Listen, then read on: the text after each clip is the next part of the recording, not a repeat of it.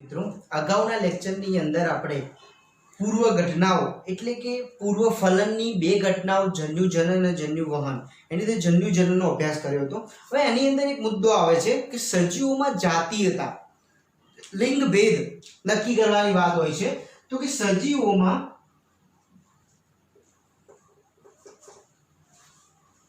જાતીયતા એટલે કે એને કહેવામાં આવે લિંગ ભેદ। શું કહેવામાં આવે? લિંગ ભેદ। હવે એ નક્કી કરવા માટે પહેલા તો મુદ્દાની અંદર પ્રજનનાંગો, અલગ અલગ પ્રજનનાંગો જે છે જે બે પ્રકારના કયા કયા? તો કે એક કહીએ છીએ નર પ્રજનનાંગ, અને બીજું જે છે એ માદા પ્રજનનાંગ। એ જ રીતે વનસ્પતિની જો વાત કરીએ તો કે વનસ્પતિની અંદર પુંકેસર અને કહીએ છીએ સ્ત્રીકેસર। તો કે પુંકેસર અને સ્ત્રીકેસર। પુંકેસર જે છે ને સ્ત્રીકેસર છે, એના આધારે પુજન્યુધાની અથવા સ્ત્રીજન્યુધાની બી કહેવામાં આવે છે। પુજન્યુધાની અને સ્ત્રીજન્યુધાની। હવે આ જે છે એ જો ડિફરન્સ બતાવીએ તો ઉચ્ચ કક્ષાની વનસ્પતિમાં જોવા મળે અને આ નિમ્ન કક્ષાની। આ જે બે વાત કરી ઉચ્ચ કક્ષાની વનસ્પતિ અને નિમ્ન કક્ષાની વનસ્પતિ। હવે પ્રાણીની અંદર જો વાત કરીએ તો કે પ્રાણીની અંદર શુક્રપિંડ અને અંડપિંડ। ચલો હવે આપણે આ પ્રજનનાંગોના આધારે એને ડિવિઝન આપ્યું। હવે એની સાથે સાથે એના પ્રકાર એટલે કે લિંગ ભેદની જો વનસ્પતિની અંદર વાત કરીએ તો કે ભાઈ વનસ્પતિના અંદર પુષ્પના જે પ્રકાર પડે છે એની વાત કરીએ તો કે પુષ્પ પ્રકાર। હવે પુષ્પ પ્રકાર જે છે એ કઈ રીતે? તો કે બે પ્રકારના પુષ્પ, એક જે છે એને કહેવામાં આવે દ્વિલિંગી અને એક એકલિંગી। એ કઈ રીતે હોય છે એ સાથે સાથે સમજતા રહીશું આપણે। તો કે પુષ્પના જે પ્રકાર છે એ પ્રકારની જો વાત કરીએ તો એની અંદર બે પ્રકાર, એક જે છે બે પ્રકારની વાત કરીએ, એક દ્વિલિંગી અને બીજું જે છે એને એકલિંગી। ચલો હવે દ્વિલિંગી કોને કહેવાય? તો કે ઉદાહરણ તરીકે એની અંદર વ્યાખ્યા કઈ રીતે કરી શકાય? તો કે જે પુષ્પના અંદર જે પુષ્પમાં બંને એટલે કે પુંકેસર અને સ્ત્રીકેસર બંને હાજર હોય એવા પુષ્પને દ્વિલિંગી પુષ્પ કહેવામાં આવે। ઉદાહરણ તરીકે આપણે અહીંયા જનરલી આકૃતિ ડ્રો કરીને તમને સમજાવું તો કે આ રીતે જે પુષ્પ હોય છે, તમે જો લાક્ષણિક પુષ્પનો અભ્યાસ કરશો તો લાક્ષણિક પુષ્પની અંદર આવી રચના હશે।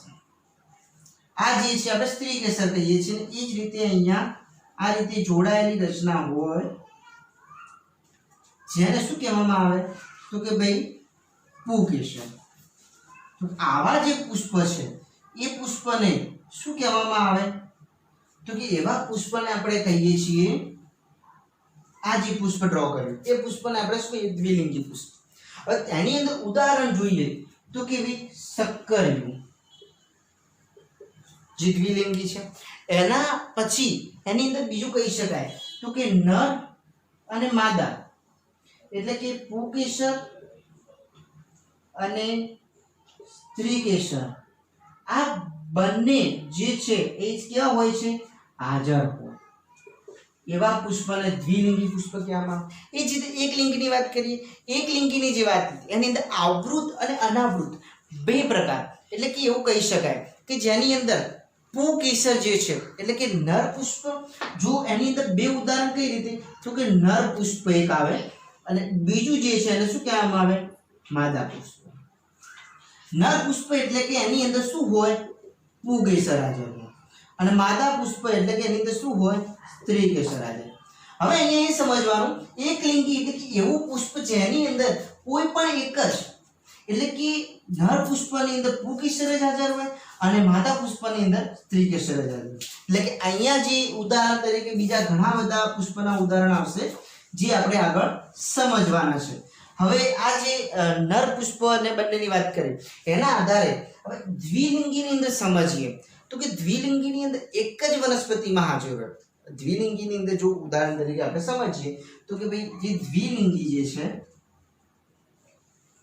દ્વિલિંગી એટલે કે એક જ વનસ્પતિમાં હાજર. કોણ હાજર? તો કે ભાઈ પુંકેસર અને સ્ત્રીકેસર. બરાબર. અને એના ઉદાહરણ તરીકે લખીએ એટલે એને કહેવામાં આવે હોમોથેલિક. હાજર હોય એને શું કહેવામાં આવે? એક તરીકે આપણે કહીએ હોમોથેલિક. શું કહેવામાં આવે? હોમોથેલિક. એટલે કે એક જ વનસ્પતિમાં હાજર એને હોમોથેલિક કહેવામાં આવે. અથવા એને કહેવામાં આવે સમસુકાયક. શું કહેવામાં આવે? સમસુકાયક. આ બીજું નામ છે. એના સિવાય એને કહેવામાં આવે એક સદની. શું કહેવામાં આવશે? એક સદની. આ એના ત્રણ નામ થઈ ગયા. હોમોથેલિક મતલબ કે એક જ વનસ્પતિમાં બંને હાજર, પુંકેસર અને સ્ત્રીકેસર, જેને દ્વિલિંગી કહીએ. અથવા એને હોમોથેલિક, સમસુકાય અથવા એક સદની કહેવામાં. એના ઉદાહરણ સમજીએ તો કે ભાઈ એક મકાઈ, કાકડી, નારિયેળી અને લીલ. ઉદાહરણમાં જો વાત કરીએ તો કે મકાઈ, કાકડી, લીલ. મકાઈ, કાકડી, લીલ. એના સિવાય નારિયેળ. આ એના ઉદાહરણ છે. કોના? હોમોથેલિકના. એની સાથે સાથે અનાવૃત બીજધારી વનસ્પતિ છે. કઈ? અનાવૃત બીજધારી. એની અંદર પાઇનસ. આનું ઉદાહરણ તરીકે બીજું લખીએ આપણે તો કે અનાવૃત વનસ્પતિમાં પાઇનસ. આ જે ઉદાહરણ વાત કરી એની સાથે સાથે હવે લીલની અંદર વાત કરીએ તો લીલમાં બે પ્રકાર પાછા. કશા એટલે કે પુંજન્યુધાની અને સ્ત્રીજન્યુધાની. એના આધારે એના બે પ્રકાર પડે. લીલ જે છે, લીલની જે વાત કરી એની જે કશાને આધારે લીલની અંદર શું હોય? કશા. અને કશાને આધારે પુંજન્યુધાની અને બીજું આવશે સ્ત્રીજન્યુધાની. બે પ્રકાર પડે છે. હવે આ બંને જે પ્રકાર છે એનું જો ઉદાહરણ સમજીએ તો કે અહીંયા એક ખાસ વસ્તુ સમજવાની છે. શું કે અહીંયા જે પુષ્પની જે અમુક ગોઠવણી હોય છે વિશિષ્ટ હોય છે. કઈ રીતે?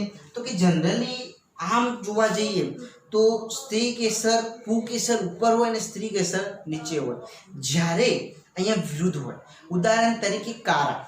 ઉદાહરણ તરીકે આપણે જો કારાની વાત કરીએ, અહીંયા લખું છું કે ભાઈ કારા, જેની અંદર જે રચના જે છે એની અંદર વિશિષ્ટ રચના છે. કઈ?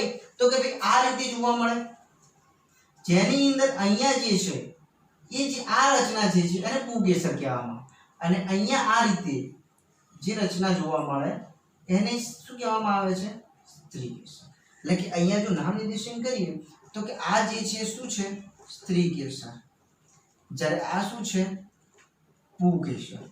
અને આ ઉદાહરણ તરીકે શું લીધું? કાર. શાની અંદર? દ્વિલિંગીની અંદર. એના પછીની વાત કરીએ તો કે બીજા એટલે કે હોમોથેલિક પછી એક જ વનસ્પતિમાં હાજર ન હોય એટલે કે વિષમની વાત કરીએ એ લખીએ. હવે અહીંયા નીકાળી દઉં છું, તમે નોટ ડાઉન કરી નાખ્યું હશે. જેની અંદર આપણે પહેલા મુદ્દાની વાત કરી હોમોથેલિક. બીજા મુદ્દાની આપણે વાત કરીએ છીએ. હવે અહીંયા થોડું રાખવું છું એટલે તમને ખ્યાલ આવે કે આપણે ક્યાં ચાલીએ છીએ.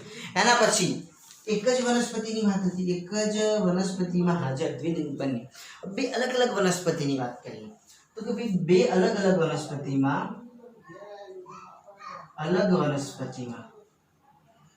હાજર એટલે કે આપણે જે આ વાત કરી એકલિંગી, જે બે અલગ અલગ વનસ્પતિઓ છે એના આધારે એને શું કહી શકાય એ સમજવાનું છે.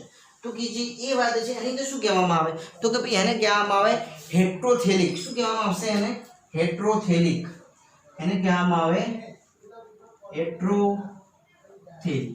એના સિવાયનું બીજું નામ તો એને કહેવામાં આવે દ્વિસદની. શું કહેવામાં આવશે એને? દ્વિસદની. આ એનું નામ છે હેટ્રોથેલિક અથવા દ્વિસદની. જે આપણે પહેલો પ્રકાર શીખ્યો એ રીતે આ બીજો પ્રકાર. એટલે કે એકલિંગી વનસ્પતિનું બીજું નામ છે. એનું ઉદાહરણ સમજીએ તો કે ઉદાહરણની અંદર ખજૂર, પપૈયા, ગિલોડી. ઉદાહરણ ખજૂર, પપૈયા,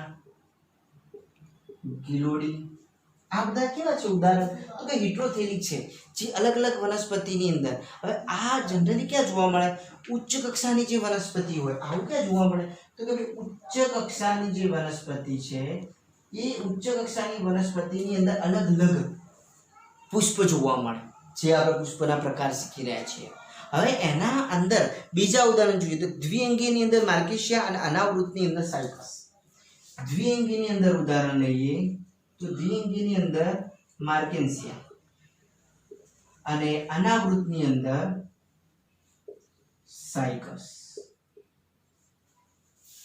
અનાવૃતની વાત થઈ આવૃતની અંદર વાત છે સોરી વિદ્યાર્થી મિત્રો અહીંયા આવશે આવૃત વનસ્પતિ જેની અંદર ઉદાહરણ તરીકે સાયકસની વાત થઈ હવે આ વાત થઈ કે વનસ્પતિની હવે એ રીતે આપણે પ્રાણીઓની વાત કરવાની છે તો પ્રાણીઓની અંદર કઈ રીતે લિંગી ભેદ હોય પ્રાણીની વાત કરીએ તો પ્રાણીઓની અંદર જે આ ફેરફાર જોવા મળે આપણે અહીંયા વનસ્પતિની વાત કરી દ્વિલિંગી એકલિંગી બરાબર એના પુષ્પને આધારે એના બે પ્રકાર હોમોથેલિક અને હેટરોથેલિકના ઉદાહરણ સાથે શીખ્યા હવે આપણે વનસ્પતિની વાત કરીશું એક જ પ્રાણીની અંદર એટલે કે દ્વિલિંગી એક જ પ્રાણીમાં જોવા મળે તો એને શું કહેવાય અને બંને અલગ અલગ પ્રાણીઓની અંદર હોય તો એમાં કઈ રીતે ડિવિઝન હોય તો કે ભાઈ જો એક જ વનસ્પતિમાં દ્વિલિંગી આપણે લખીએ કે એક જ પ્રાણીમાં આપણે વનસ્પતિની વાત કરતા હતા હવે પ્રાણીઓની વાત કરીએ તો એને શું કહેવામાં આવે દ્વિલિંગી કહેવામાં આવે શું કહેવામાં આવે દ્વિલિંગી હવે દ્વિલિંગીની અંદર ઉદાહરણ તરીકે હવે અહીંયા ઉદાહરણ તરીકે આપણે અથવા દ્વિલિંગીને કહેવામાં આવે ઉભયજીવી અથવા કહેવામાં આવે ઉભયલિંગી ઉભયજીવી નહીં ઉભયલિંગી કહીશું આપણે ખાસ ધ્યાન આપીશું ઉભયલિંગી કહેવામાં આવે છે હવે એના ઉદાહરણ તરીકે તો કે નુપુરક ઉદાહરણ તરીકે નુપુરક ઓલરેડી નુપુરકની અંદર આવતા તો કે અળસિયું પછી જડો વાદળી આપણને ઓલરેડી ખબર જ છે ઓલરેડી આપણે અભ્યાસ આ ચેપ્ટરનું કરેલા જ છે પ્રાણી સૃષ્ટિનું અળસિયું જડો વાદળી આ બધા એના ઉદાહરણ છે જેની અંદર કેવું હોય દ્વિલિંગી એટલે ઉભયલિંગી જેની પ્રાણીઓની અંદર શુક્રપિંડ અને અંડપિંડ એટલે કે બંને લિંગો હાજર હોય એટલે એને શું કહેવામાં આવે દ્વિલિંગી એના સિવાય બીજું ઉદાહરણ જો આપણે લઈએ તો કે ચપટાકૃમિ જે પણ કેવું છે દ્વિલિંગી જે ઓલરેડી આપણે અભ્યાસ કર્યો છે હવે આના સિવાય બે અલગ અલગ વાત કરીએ કે બે અલગ અલગ પ્રાણીઓની અંદર હોય તેમને કઈ રીતે ડિવિઝન કરવામાં આવે તો કે બે અલગ અલગ પ્રાણીઓ તો એમને શું કહેવામાં આવે એકલિંગી કેવા પ્રાણીઓ કહેવામાં આવે એકલિંગી એટલે કે એક પ્રાણીની અંદર શુક્રપિંડ જોવા મળે બીજાની અંદર અંડપિંડ જોવા મળે એટલે કે એને કહેવામાં આવે નર પ્રાણી અને માદા પ્રાણી બે ડિવિઝન પાડવામાં આવે તો કે નર પ્રાણી અને બીજાને કહીએ તો આપણે માદા પ્રાણી ચલો બે ડિવિઝન પાડે હવે એની અંદર માદા પ્રાણીની અંદર ઉદાહરણ લઈએ તો કે ભાઈ નુપુરકની અંદર રેતી કીડો જો ઉદાહરણ લખીએ કે ભાઈ ઉદાહરણ તો કે નુપુરક જેમાં રેતી કીડો જે શું છે માદા પ્રાણી જે એક લિંગી જોવા મળે એના સિવાય વંદો અને બીજા પૃષ્ઠવંશી પ્રાણીઓ એટલે કે વંદો અને બીજા બધા જ પૃષ્ઠવંશી હવે આ જે ઉદાહરણ લખ્યા નર પ્રાણી અને માદા પ્રાણી બંને માટે જોવા મળે છે આપણે બંનેની વાત કરી રહ્યા છીએ નર પ્રાણી બંનેની અંદર નુપુરકની અંદર રેતી કીડો બંનેની અંદર માદા અને નર બંને જોવા મળે વંદાની અંદર બી જોવા મળે બધા જ પુષ્પવંશીમાં જોવા મળે આ વાત થઈ ગઈ આપણે એના સુધી હવે આના સિવાય જન્યુ જે જન્યુ ઉત્પન્ન થાય છે એ જન્યુની અંદર ભાગ પડે જે જન્યુ છે એની અંદર સ્વફલન અને બીજું આવે પરફલન એટલે કે મતલબ શું થયો કે ભાઈ એક જ સજીવના જન્યુનું જોડાણ થાય સ્વફલન એટલે કે એક જ સજીવ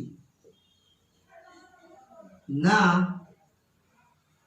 જન્યુનું જોડાણ એટલે કે એક જ સજીવ દ્વિલિંગીની એ જે સજીવના શુક્રપિંડ અને અંડપિંડ બંનેના જે જન્યુ છે જોડાશે તો શું બનશે જે ફલન થશે એ કેવું કહેવાય સ્વફલન પરફલનની જો વાત કરીએ તો કે બે અલગ અલગ પ્રાણીઓ અથવા આપણે અહીંયા સજીવ જ લઈશું તો કે સજીવોના જન્યુનું જોડાણ. તેને શું કહેવામાં આવે? આપણે એને શું કહીએ છીએ? વર્ગફળ. એટલે કે જન્યુના આધારે પણ બે પ્રકારમાં વહેંચી શકાય. આ રીતે જાતિ વિવિધતા સમજી શકાય છે. હવે આના પછી આપણે આ વાત કરતા હતા પૂર્વ ઘટનાઓ. હવે એની અંદર આ વાત થઈ ગઈ, મતલબ કે જાતિ જે જન્યુ જનનની વાત હતી. હવે આપણે આપણા મુદ્દા પર આવીએ, જન્યુ વહનની વાત કરીએ. તો કે એની અંદર જન્યુ જનનની વાત કરી હતી. જન્યુ જનન મતલબ કે જન્યુનું નિર્માણ થઈ ગયું, જન્યુ સર્જન થઈ ગયા છે. તો હવે એનું શું થશે? વહન. શાના માટે? ફલનની પૂર્વ ઘટનાઓની આપણે વાત કરીએ છીએ વિદ્યાર્થી મિત્રો.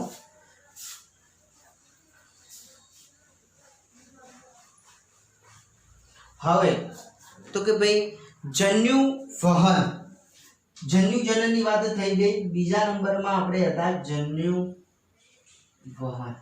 જન્યુ વહન ક્યારે થાય?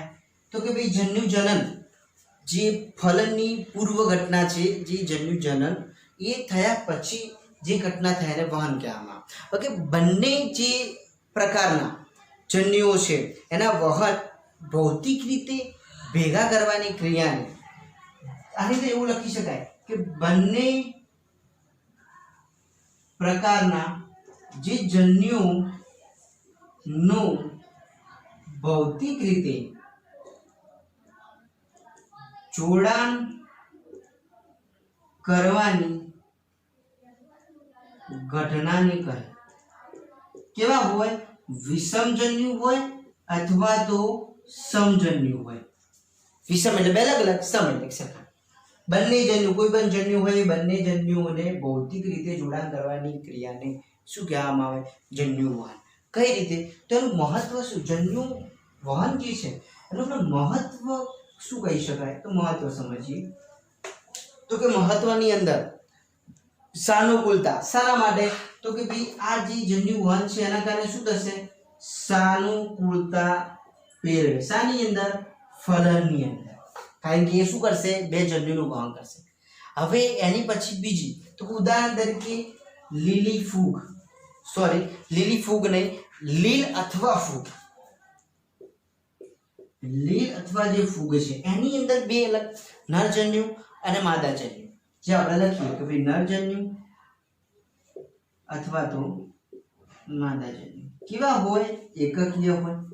હવે આ જે બંને જે છે એ બંને ચલિત જન્યુના વહન માટે માધ્યમ, એટલે કે આ બંને જન્યુઓ જે છે એ ચલિત થવા માટે, ચલિત વહન માટે માધ્યમ જરૂરી. અને એ માધ્યમ શું? તો કે પાણી. મતલબ કે જન્યુ વહન થવા માટે ભૌતિક રીતે જોડાણ થાય અને ભૌતિક તરીકે શું જવાબદાર છે? પાણી. તો કે એનું સમજીએ ઉદાહરણ સાથે. ધારો કે લીલની વાત કરીએ છીએ આપણે, તો કે લીલની અંદર ઉદાહરણ આપણે સમજીએ કે ભાઈ ઉદાહરણ તો કે લીલ, આપણે લીલની વાત કરીએ છીએ. લીલ હોય, ફૂગ હોય અથવા દ્વિલિંગી. લીલ અથવા ફૂગ અથવા દ્વિલિંગી. હવે એની અંદર જે જન્યુ જે છે, એટલે કે આ સમજી લો કે શુક્રકોષ અને આ જે છે અંડકોષ. હવે અહીંયા પાણીનું માધ્યમ હશે. કોનું માધ્યમ હોય? આ કયું માધ્યમ કીધું? પાણીનું માધ્યમ. જેના આધારે શું થશે? તો કે આ જે નરજન્યુ જે છે એ નરજન્યુ ધીરે ધીરે આગળ વહન પામશે. શું કરશે? વહન પામશે અને માદાજન્યુ સુધી પહોંચશે. કોના સુધી પહોંચશે? માદાજન્યુ. હવે આના કારણે એવું કહી શકાય કે મોટા પ્રમાણમાં જે નરજન્યુઓ જે છે, આમાં એવો મુદ્દો કહી શકાય કે મોટા પ્રમાણમાં જે નરજન્યુ, હવે જેટલા નરજન્યુ છે, શુક્રકોષો છે, એ બધા વહન પામશે. પણ બધા અંડકોષ સુધી પહોંચશે નહીં. કારણ કે અંડકોષ કેટલા છે?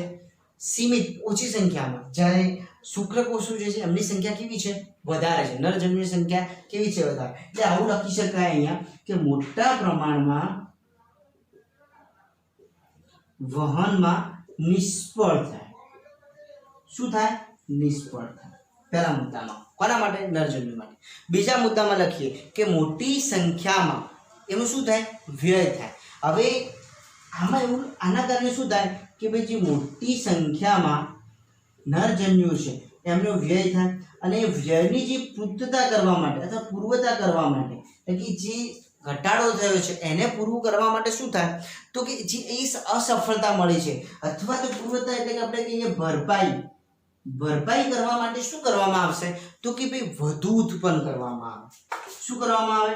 વધુ ઉત્પન્ન કરવામાં આવે. મતલબ એવો થયો કે જે આ જન્યુ વહનની ઘટના છે એને ધ્યાનમાં લઈને વાત કરીએ તો નરજન્યુ મોટા પ્રમાણમાં વહનમાં નિષ્ફળ જાય છે જે અંડકોષ સુધી ફલન કરવામાં, એના કારણે મોટી સંખ્યા ભેદ પામે અને એની ભરપાઈ કરવા માટે નરજન્યુની સંખ્યામાં ઉત્પન્ન કરવામાં બહુ જ વધારો કરવામાં આવે છે. એના પછી જો વાત કરીએ તો કે ભાઈ આ વાત થઈ ગઈ જન્યુજનનની.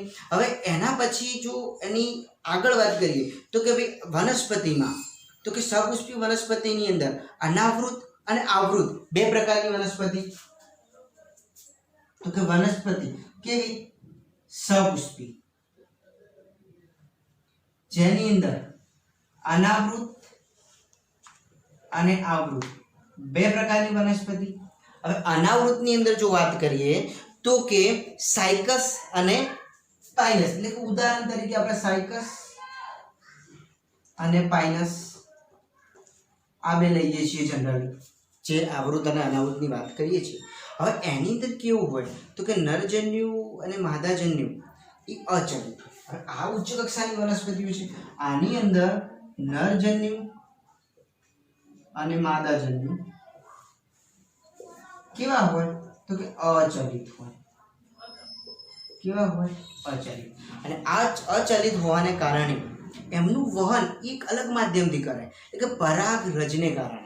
પરાગરજથી કરશે એટલે કે એવું કહેવામાં આવે કે આ જે નરનું વહન એ વહન કરવા માટે પરાગરજ દ્વારા વહન થાય.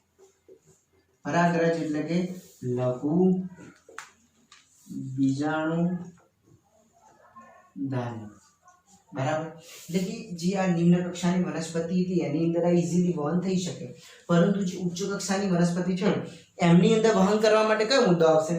એમની અંદર વહન કરવા માટે પરાગરજનું મદદ થાય. હવે પરાગરજનું વહન કઈ રીતે તો કે આપણે સમજીએ, જે અહીંયા હું નીકાળી દઉં છું. આપણે હવે સપુષ્પી વનસ્પતિની અંદર જન્યુ વહનની વાત કરીએ છીએ તો કે પરાગાશય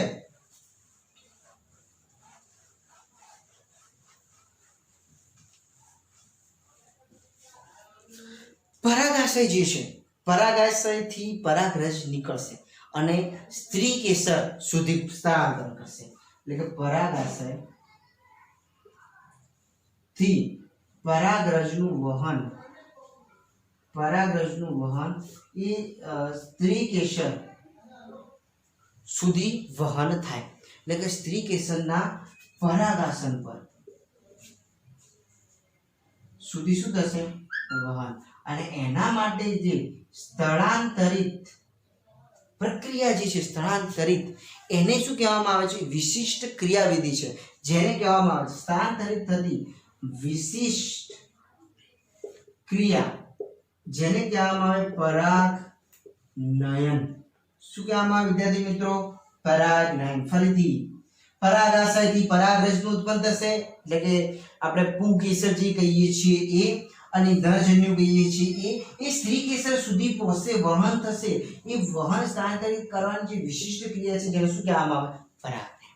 અને આ પરાગનયન ની અંદર ઉદાહરણ સમજીએ તો ભાઈ વટાણાની અંદર વટાણા જે છે એ શું છે તો કે સ્વફલિત વનસ્પતિ છે. કેવી છે? સ્વફલિત વનસ્પતિ. કઈ રીતે તો કે એની અંદર એ પુષ્પ પ્રકાર કેવું છે? દ્વિલિંગી છે. આપણે આ સમજવા માટે ઉદાહરણ લખીએ કે દ્વિલિંગી પુષ્પ છે. કઈ રીતે? એની અંદર નર જન્યુ અને માદા જન્યુ. સ્વફલિત કેમ કીધી? કે ભાઈ વટાણાની દ્વિલિંગી પુષ્પ છે, એટલે કે નરજન્યુ માદાજન્યુ બંને કેવા હોય છે? જોડે જોડે નજીક હોય. અને નજીક હોય એ નજીક હોવાના કારણે ઇઝીલી ફલન કરી શકશે. જ્યારે આપણે બીજું ઉદાહરણ લઈએ પપૈયા. હવે પપૈયા જે વાત કરીએ છીએ, પપૈયાની અંદર શું હોય તો કે પપૈયા જે છે એ દ્વિસદની વનસ્પતિ છે અથવા દ્વિગૃહી. આપણે લખીએ કે દ્વિસદની વનસ્પતિ અથવા તો કહીએ દ્વિગૃહી. હવે એની અંદર શું તો કે જે પરાગાશય છે એનું સ્થળાંતર પરાગાસન સુધી થવા માટે પરાગનયન કરે ખરી. આની અંદર આપણે લખીએ કે ભાઈ જે પરાગાશય છે એ પરાગાશયથી પરાગરજ પરાગાસન પર સ્થળાંતરિત થાય. પણ એ સ્થળાંતરિત કરવા માટે એ પરાગનયનની પ્રક્રિયા કરવા માટે અહીંયા પરાગનયન થાય છે પણ કેવું થાય છે સ્વફલિત જોડે જોડે નજીક હોવાથી ઈઝીલી પરાગનયન થાય છે. જ્યારે અહીંયા પરાગનયન કરવા માટે વાહકોની જરૂર પડે અને એ વાહકો કેવા વાહકો દ્વારા. અને એ વાહકો કેવા લઈ શકાય તો કે ભાઈ પવન, બીજી ભાષામાં કહીએ તો કે પાણી અને પ્રાણી એટલે કે મોસ્ટલી કીટકો. ઉદાહરણ તરીકે મોસ્ટલી કીટકો, જે કીટકો પરાગાશય સુધી બેસશે, પરાગરજ એમને ચોટશે અને એ સ્ત્રી કેસરના પરાગાસન પર જઈને બેસશે, જેથી પરાગરજ ત્યાં ખંખેરાશે. આ રીતે પરાગનયનની ક્રિયા થશે અને જે તે પરાગરજ એ પહોંચશે. હવે કઈ રીતે થશે તો કે એ જે છે અનાવૃતની અંદર, અહીંયા ઉદાહરણ તરીકે આપણે લઈ શકીએ કે અનાવૃત વનસ્પતિ છે જેની અંદર પવન દ્વારા પરાગનયનની પ્રક્રિયા થાય છે. હવે આપણે અહીંયા સમજીએ કે આકૃતિ ડ્રો કરીને આપણે થોડું થોડું સમજી લઈએ. તો કે આ જે રચના હું ડ્રો કરું છું,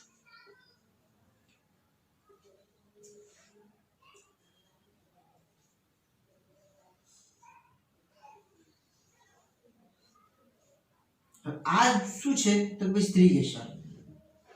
શું રચના છે? સ્ત્રી કેસર.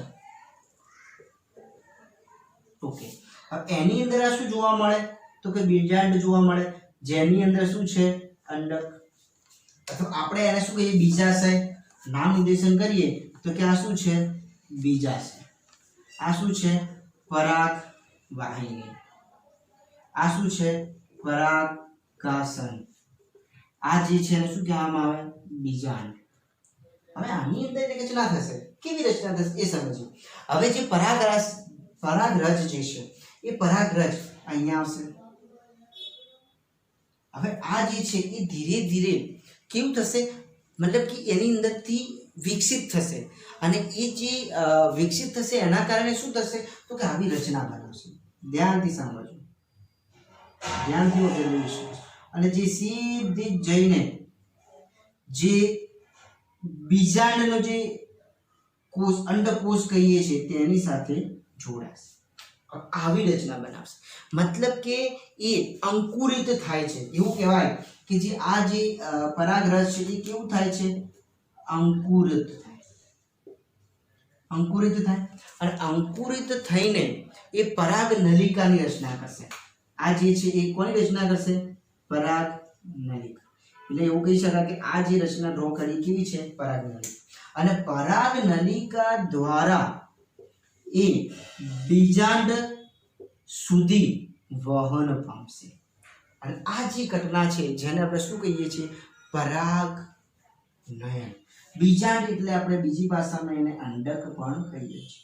વિદ્યાર્થીઓ ફરીથી થોડું ધ્યાન આપીએ કે ભાઈ આપણે આ જે પરાગનયન શીખ્યા, જન્યુ વહનની વાત કરી રહ્યા છીએ, જેની અંદર વનસ્પતિની વાત કરીએ છીએ. વનસ્પતિની અંદર આપણે જે વાત કરી જેની અંદર આપણે પુષ્પની અંદર જે પ્રકાર શીખ્યા એની સાથે સાથે અહીંયા ઉદાહરણ શીખ્યા. અને ઉદાહરણની અંદર જે વાત કરી જેની અંદર આપણે છેલ્લે એવું શીખ્યા કે જે આ જે સ્ત્રી કેસર જેની અંદર પરાગરજ અંકુરિત થઈને આ રીતે વહન કરે છે. હવે નેક્સ્ટ લેક્ચરની અંદર પ્રાણીઓની અંદર જન્યુ વહન આપણે શીખીશું.